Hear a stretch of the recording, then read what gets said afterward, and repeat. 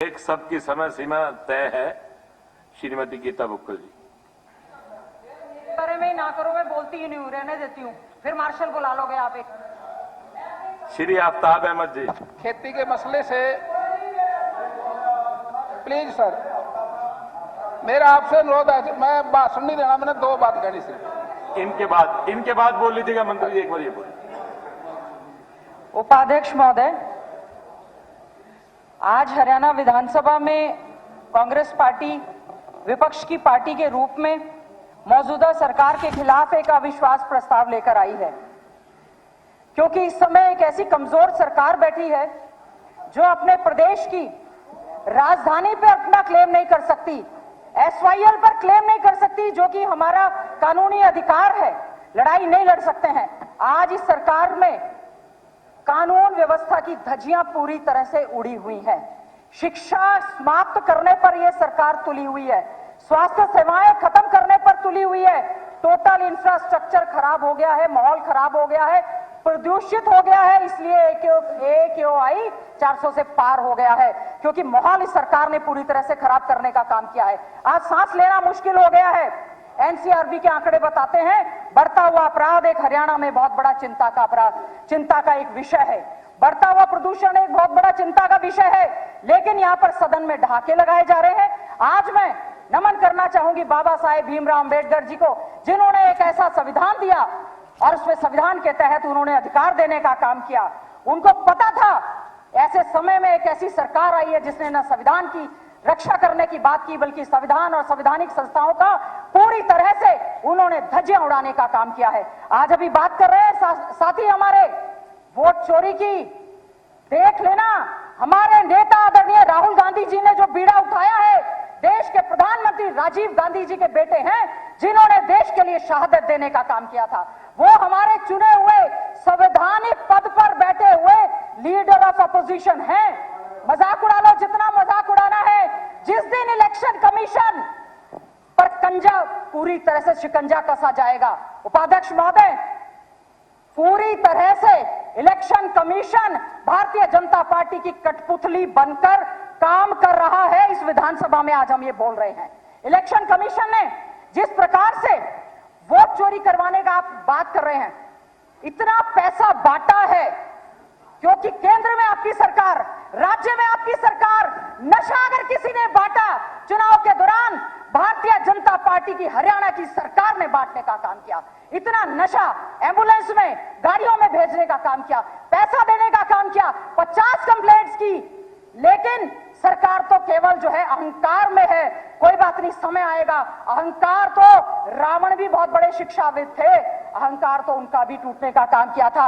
एक ऐसी सरकार है जो हमारे father of the nation Mahatma Gandhi ji को देखकर राजी नहीं है, क्योंकि किसी और को चाहने वाले लोग हैं जिन्होंने महात्मा गांधी का मर्डर करने का काम किया। क्या उम्मीद करें ऐसी सरकार से कि वो ऐसा एक अच्छा राज्य, राम राज्य देने की बात करते हैं आप? क्या बात करते हैं? एक ऐसा माहौल, एक ऐसा लोकतंत्र। देखो, अध्यक्ष महोदय, इस लोकतंत्र में ऐसे व्यक्तित्व के बारे में अगर ऐसे शब्द बोले जाएंगे, आपने मनरेगा से, अध्यक्ष महोदय, उपाध्यक्ष महोदय, मनरेगा में महात्मा गांधी ग्रामीण योजना नाम थी, क्या बोला इन्होंने? आपने father of the nation Mahatma Gandhi ji का नाम आपको पसंद नहीं है, आपको पंडित जवाहरलाल नेहरू जी का, देश के प्रधानमंत्री का नाम पसंद नहीं है, बाबा साहेब अंबेडकर का नाम भी लेते हैं तो केवल मजबूरी में लेने का काम करते हैं, केवल मजबूरी में उनका नाम लिया जाता है। आज लोकतंत्र की आप धज्जियां उड़ा रहे हैं। लोकतंत्र का क्या मतलब है? Government of the people, by the people, for the people. ये नहीं कि गड़बड़ करके सरकार बना ली, कोई बात नहीं, बना ली, अच्छी बात है। आप अपने मन की बात करते हैं, मन की बात करते हैं, सुनते हैं। क्या कभी उपाध्यक्ष महोदय, मुख्यमंत्री जी ने, प्रधानमंत्री जी ने अपने सांसदों या विधायकों की मन की बात सुनी? कुड़े में बैठे हुए अंदर, इसीलिए कभी किसी का बाईपास हो रहा है, कभी किसी को स्टंट डल रहा है। अपनी बात कहने का अधिकार नहीं उनको मिला है, उनको आप छोड़ दें, अपनी बात कहने दें। और अध्यक्ष महोदय, आज मैं बात करूंगी, क्या कानून व्यवस्था की जो धज्जियां यहां पर उड़ी है, एक ऐसा माहौल बन गया कि हमने एक आईपीएस ऑफिसर को, एक काबिल आईपीएस ऑफिसर को सुसाइड करना पड़ा। ऐसे हालात क्यों बने? हम जानना चाहते हैं। क्या इतना बढ़िया सरकार है जिनकी पत्नी एक आईएएस ऑफिसर हो, इंडियन एडमिनिस्ट्रेटिव सर्विसेज, और वो स्वयं भी टॉपर थे। क्या कारण है एडीजीपी रैंक के व्यक्ति को मजबूर होकर एक ऐसी सरकार में उनको सुसाइड करना पड़ा, और तहकीकात करने की बजाय एक और हमारे साथी एएसआई को उसको भी सुसाइड करना पड़ा? क्या कारण है कि आज दम घुट रहा है अफसरों का? क्या कारण है? राजनीतिक जो हवा है वो भी बहुत ज्यादा खराब है। हम जानना चाहते हैं कि क्या कारण है कि आज यहां पर जो है आप बात करते हैं। हरियाणा के बेरोजगार युवाओं की मैं बात करना चाहूंगी। अध्यक्ष महोदय, जुडिशरी के एग्जाम्स हुए, हमारे क्या हरियाणा में काबिल बच्चे नहीं है? अगर जनरल कास्ट के लगते हैं, बाहर के लगते हैं, शेड्यूल कास्ट की सीटें खाली रह जाती हैं। एचपीएससी की sir, Haryana public service commission होता है selection body, staff selection commission होता है सिलेक्शन बॉडी, लेकिन आज हरियाणा में यह बोर्ड हो गया है रिजेक्शन बॉडी। एक 613 पोस्ट निकली असिस्टेंट प्रोफेसर इंग्लिश की। उपाध्यक्ष महोदय, 151 बच्चे, नेट, जेआरएफ, पीएचडी, सबके सब क्वालिफाइड, आप उनको नॉन फाउंड सुटेबल कर देते हैं। मंत्री जी बैठे, उनका विभाग है, मेज थपथपाते हैं सीडीएससी पे। कर दिया, कोई बात नहीं, अच्छा है, कर दिया, हक तो देते, खत्म करेंगे रिजर्वेशन। लिख लो, आपकी साजिश है। बाबा साहेब भीमराव अंबेडकर का जो रिजर्वेशन दिया है उसको खत्म करने की यह साजिश रची जा रही है। उस 613 में से 151 बच्चे सेलेक्ट हुए, एक एससी, एक डीएससी, 150 सीटें थी। शर्म आनी चाहिए। क्या हमारा हरियाणा का युवा इतना नाकामयाब हो गया? क्या इतना नालायक हो गया? जो यूनिवर्सिटी में टॉपर बच्चे हैं वो 35% मार्क्स नहीं ले सकते, फिर आप कह रहे हैं बहुत अच्छी गवर्नेंस और आपकी बहुत अच्छी एक सरकार चल रही है। क्या कारण है? हमारा युवा, बेरोजगार पढ़ा लिखा युवा डंकी रूट से दूसरे देशों में पलायन कर रहा है, और जब उनको देश में लाया जाता है हमें बहुत दुख हुआ। हमारे हरियाणा के बच्चों को हाथों में बेड़ियां लगाकर, पैरों में बेड़ियां, हाथों में हथकड़ियां लगाकर, जब हमारा युवा जो अपनी सारी की सारी जमीन बेचकर अपने बूढ़े मां बाप को प्रदेश में छोड़कर रोजगार के लिए गया था, और जब उनके हाथों में हथकड़ियां लगाई गई और उनको लेकर आया गया, हमें बहुत दुख हुआ। क्या कारण है? ऐसा हरियाणा में माहौल नहीं है। हमारा पढ़ा लिखा युवा हरियाणा में नौकरी नहीं दे रहे आप उसको। बेरोजगारी बढ़ रही है, वैकेंसीज खाली पड़ी है, नौकरी देंगे तो कच्ची देंगे, कॉन्ट्रैक्ट पे देंगे, एचकेआरएम के तहत देने का काम करेंगे। क्या युवा को पूरी तनख्वाह मजदूरी लेने का भी हक नहीं है? क्या कारण है? आप इवेंट मैनेजमेंट पे तो, प्रचार पर तो बहुत पैसा खर्च करते हैं। क्या कारण है? युवाओं को तनख्वाह नहीं आप दे रहे हैं, धक्के खा रहे हैं लोग, हमारे युवा बुरी तरह से। और हमारा दलित समाज इस समय अपने आप को बहुत ज्यादा प्रताड़ित महसूस करता है। क्या आप एनसीआरबी के आंकड़े उठाएंगे? शेड्यूल कास्टों पर बढ़ता हुआ अपराध, महिलाओं पर बढ़ता हुआ अपराध एक बहुत बड़ा चिंता का विषय है, और हमें इस पर चिंता भी जो है अच्छे से करनी चाहिए। और आज सरकारी स्कूल क्यों बंद किए जा रहे हैं? सरकारी कॉलेजों की सीटें खाली क्यों हैं? इसलिए बंद किए जा रहे हैं, उसमें गरीबों के, दलितों के बच्चे पढ़ते हैं। बाबा साहेब भीमराव अंबेडकर जी ने एक बात कही थी, शिक्षित बनो, संगठित रहो, फिर संघर्ष करो। राइट टू एजुकेशन एक्ट अगर कोई लेकर आया तो कांग्रेस पार्टी की सरकार लेकर आई, और शिक्षा का बट्टा बिठाने का अगर किसी ने काम किया, इसी बीजेपी की सरकार ने यहां पर करने का काम किया है। मैं कहना चाहूंगी, चाहे डाइट बंद कर दी, बाइट्स बंद कर दी, आरोही स्कूल बंद कर दिए, कॉलेजों की बिल्डिंग्स की बुरी हालत है, स्कूलों की बिल्डिंग की बुरी हालत है। माननीय गवर्नर महोदय हमारे एक स्कूल में विजिट करने के लिए गए, इतनी बदबू आ रही थी, फोटो छपी इतनी बड़ी बड़ी, मुंह पे रुमाल रखकर गए, उनको बदबू आ रही थी। गरीबों के बच्चे पढ़ते हैं ना, इसलिए आप उस पे जो है ध्यान देने का नाम जो है उसमें काम नहीं करते हैं। अध्यक्ष महोदय, अभी बहुत बड़ी बड़ी बात कही गई। मेरा तो कहना इसलिए है, कांग्रेस पार्टी अविश्वास प्रस्ताव इसलिए लेकर आई है क्योंकि जनता का विश्वास पूरी तरह से यहां से उठता जा रहा है। हमारा किसान अन्नदाता लड़ाई लड़ता रहा, यहीं पर खड़े होकर बहुत लोगों ने कहा 3 काले कृषि कानून है, दुनिया बदल जाएगी, कानून नहीं हटेंगे।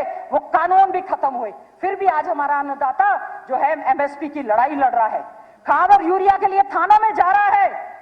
क्या जय जवान जय किसान जय संविधान का नारा देते हैं, जवानों की भी धज्जियां उड़ रही हैं, अग्निवीर, किसान की धज्जियां उड़ रही हैं। फंदे पर लटक गए हमारे झज्जर का एक किसान, क्योंकि उसके खेत में पानी भर गया और पूरी व्यवस्था नहीं हो पाई, आज भी मुआवजा नहीं मिला है। अध्यक्ष महोदय, हम लोग वेलफेयर स्टेट की बात करते हैं। वेलफेयर स्टेट में आज लगता है जो गद्दियों पर बैठे हैं, कुर्सियों पर बैठे हैं, वो अहंकार में पूरी तरह से जो है डूब चुके हैं। स्वास्थ्य सेवाओं की अगर मैं बात करूं, हालत इतनी बद से बदतर हो गई है, हमारे डॉक्टर्स अपने आप को हॉस्पिटल में असुरक्षित महसूस करते हैं।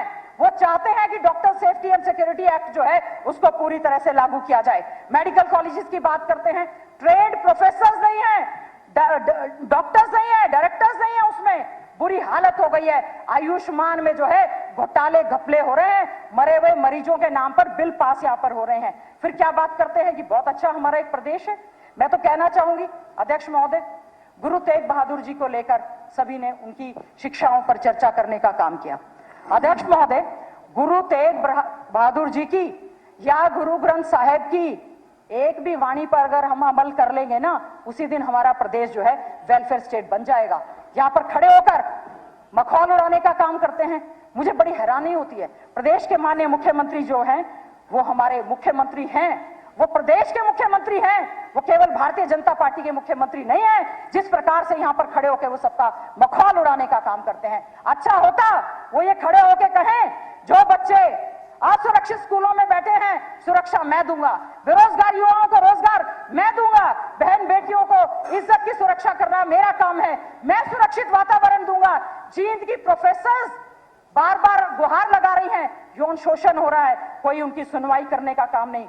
और यहां पर 10 बार हम बोलते हैं अध्यक्ष महोदय, अश्योरेंस कमेटी की रिपोर्ट्स उठा के देख लेना, अगर जो assurance on the floor of the house जो मंत्री देते हैं, गारंटी के साथ कह सकती हूं, हमारा अनुभव है, कोई भी अश्योरेंस अगर पूरा हो, आते हैं मखौल करके यहां से। ये मखौल उड़ाने की जगह नहीं है। बहुत गंभीर हरियाणा विधानसभा का हमारा जो है ये यहां पर सदन है। मैं केवल 1 ही मिनट में अपनी वाणी को विराम देते हुए ये कहना चाहूंगी, आज जो अविश्वास लेकर आए हैं, क्योंकि यहां पर संविधान और संवैधानिक संस्थाओं का जो दुरुपयोग हुआ है, आने वाला समय मैं उम्मीद करती हूं सभी को अपने अधिकार मिलेंगे, लड़ाई लड़ेंगे।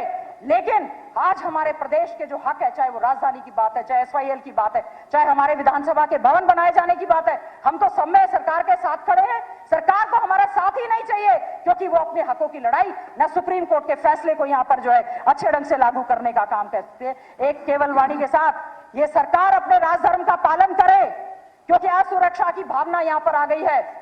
यहां पर कानून व्यवस्था पूरी तरह से चरमरा चुकी है। ये सरकार जो है अपने राजधर्म का पालन करते हुए एक सुरक्षित हरियाणा का प्रदेश लोगों को देने का काम करें, जिसमें युवा, महिलाएं, गरीब, दलित, व्यापारी, कर्मचारी सभी लोग अपने जो है इसको सुरक्षित महसूस करने का काम करें। इन्हीं शब्दों के साथ जो हमारी कांग्रेस पार्टी की ओर से यहां पर सरकार के खिलाफ अविश्वास प्रस्ताव आया है, मैं उसका समर्थन करती हूं, क्योंकि ये सरकार पूरी तरह से जन भावनाओं के अनुरूप बनी हुई सरकार नहीं है, केवल इलेक्शन कमीशन की मदद से बनी हुई ये सरकार है। और उम्मीद करूंगी आने वाले समय में हमें देश की न्यायपालिका पर पूरा विश्वास है। जिस प्रकार से उन्होंने 1-2 केसेस में अभी ये कहा कि एक गलत FIR ED CBI का उपयोग किया जा रहा है, मैं यही उम्मीद करूंगी न्याय की जीत होगी, अन्याय की हार होगी। और इसी प्रकार के ये जो सरकार है ये पूरी तरह से आने वाले समय में पता चल जाएगा। इन्हीं शब्दों के साथ जय हिंद, जय भीम, जय संविधान।